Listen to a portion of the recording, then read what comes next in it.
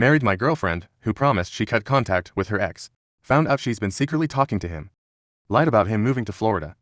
Now she wants open relationship. I recently married my longtime GF 8 years, who I'll call Amy. Important context. While we have been together that whole time, the first 5 years were not exclusive. Did not live together, and for 2 years were 1,200 miles apart. That we made regular visits. When she and I first met, we were both married but in open relationships. My wife, myself, and Amy's husband were required to travel for extremely long periods of time, sometimes years, with minimal opportunities to return home. Security contractors. Amy is an nurse. 3 months before she and I met, while her husband was home on a 6-month break, she met a local cop and started a relationship with him. We'll call him Chris. He introduced her to some pretty extreme S&M and BDSM, which she found she deeply enjoyed. Unfortunately, it rapidly escalated past anything even remotely healthy and became abusive. This rapidly began to destroy her marriage and family. And despite her husband giving her an ultimatum, she persisted. I was unaware of the abusive, obsessive nature of her relationship with Chris until Amy's husband told me.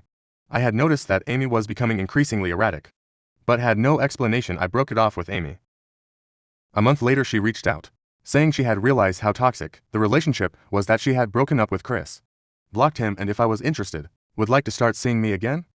I verified with her husband, then started sleeping with her again. This was still very much a booty call level of relationship.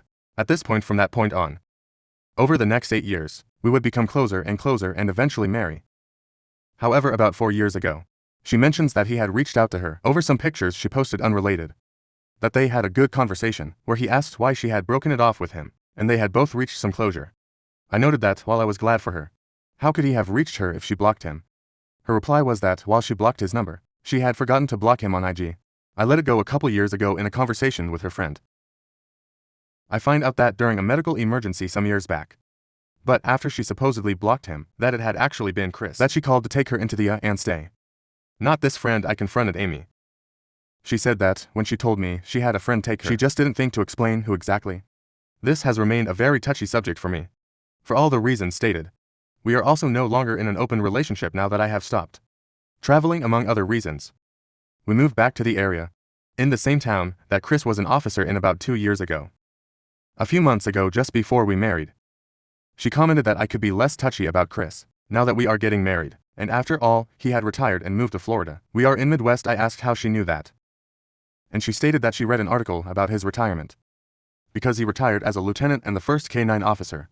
That was barely possible, but I was unconvinced, and asked her point blank if she had been talking to him. She said no, point blank. A week ago I was reading an article about Belgian melanosis, and saw an article about Chris attending the retirement ceremony for his former K-9.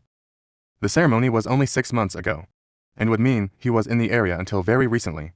So I dug, and I'm good at it now. I have all the dates, times, houses, etc. For the man. He retired 9 months ago. Left for Florida right after the K-9 ceremony. But there is no mention in any article of him moving, and there wouldn't be since he moved well after retiring.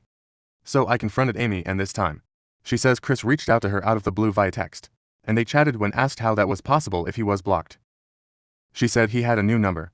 We had a big fight, and I've spent a couple days considering what to do right now. I plan to confront her tonight. Even if it is true that she forgot to block him on IG, why did she have a conversation when he reached out? Even if she was confused and called him to go to the why did she hide that from me for years? Even if he texted her randomly after years after he moved to Florida using a new number, why did she have a conversation and tell him that she now lives in town? My full intention is to ask for a divorce tonight.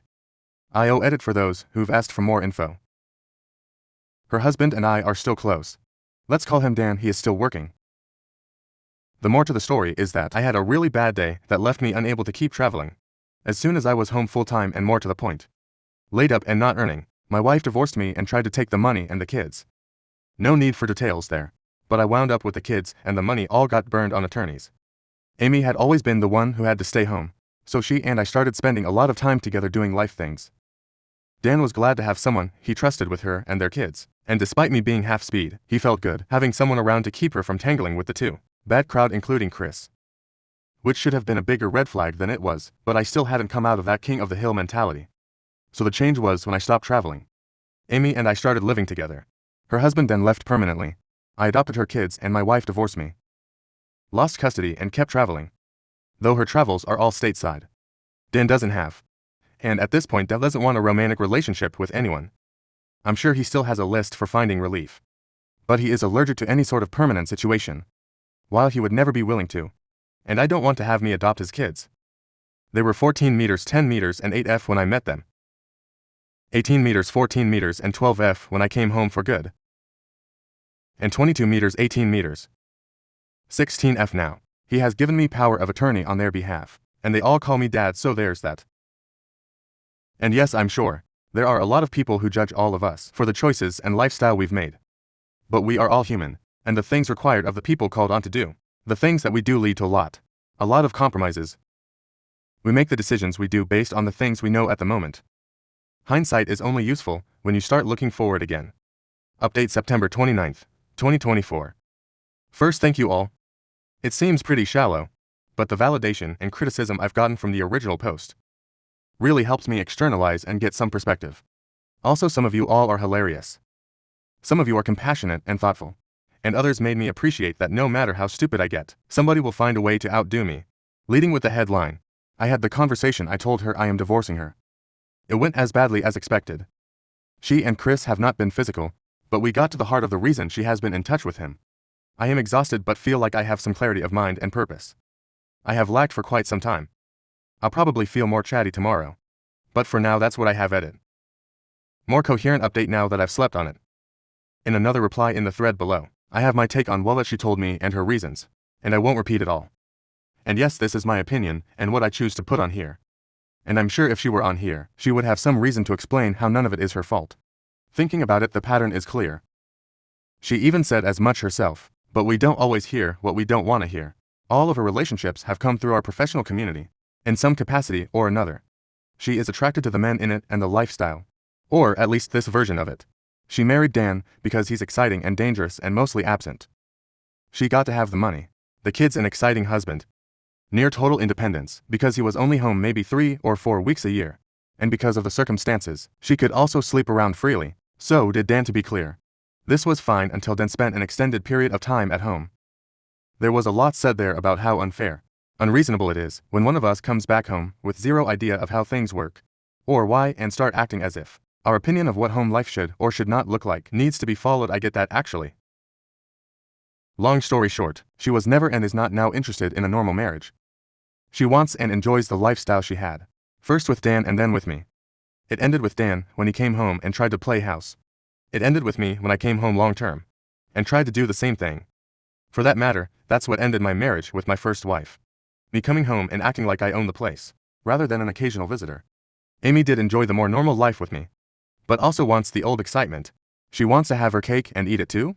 So she reached back out to Chris because she did like what they did until Chris went too far and Dan was about to leave home again, leaving her alone with Chris around. Bonus excitement for her at the time, because she got to literally watch me confront Chris at our home and send him away, but things have changed since then. In the new circumstances mean she can hook up with Chris and do much more extreme things than she does with me, while also having me at the house to keep Chris in check. Only catch is that it's no longer on the up and up. So she and Chris would have to sneak around. Maybe that made it more exciting. Almost works, but I clue in and realize they are in contact and unravel the whole thing before they have an opportunity to act on it more. Chris definitely scratches a sexual lips than Dan and I did. Do not. Dan and I are similar in that we can and do enjoy some level of BDSM, etc., but as it escalates, it becomes much too similar to work, things we don't want within a million miles of our homes. I'm happy to put the handcuffs on you and hold you down, but once we get to heavy impact, play cutting, or God help me CNC. The level of nope is so high it could put me off for weeks. So yeah, Chris is a better lover than I am in that regard. More alcoholism. I know my short reply last night while tired was pretty ugly. Yes, there is truth there. But no, it isn't that simple. I was quoting her. But a lot of what she said was intended to be hurtful. I appreciate the kind questions and comments. I have tried medical marijuana, but it's a terrible fit for me. It made me physically less coordinated, but also made me feel more alert. The combination takes me from a level of hypervigilance that already requires medication, and that I am slowly improving with CBT, to flat-out dangerous paranoia. So hard pass for whatever reason. I have little reaction to local anesthetic, so it's difficult to treat the pain locally.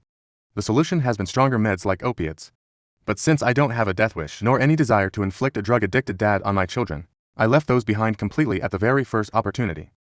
So now I take a crap ton of ibuprofen. Of course, right. Lidocaine patch is not particularly effective, but better than nothing. Biofreeze. Weekly massage therapy, and yes, more nights than not, I wind up drinking at bedtime in order to get to sleep.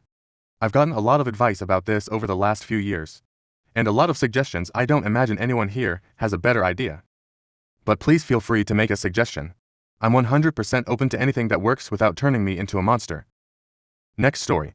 Punched my late husband's affair partner when he showed up at my door, demanding I stay quiet about their relationship. It felt like I stood up for myself. After years of ABS, my husband died and I have to pretend that he was a great man who loved me. I punched my late husband's affair partner when he showed up at my door, demanding I stay quiet about their relationship. After years of abuse, it felt like finally standing up to my husband.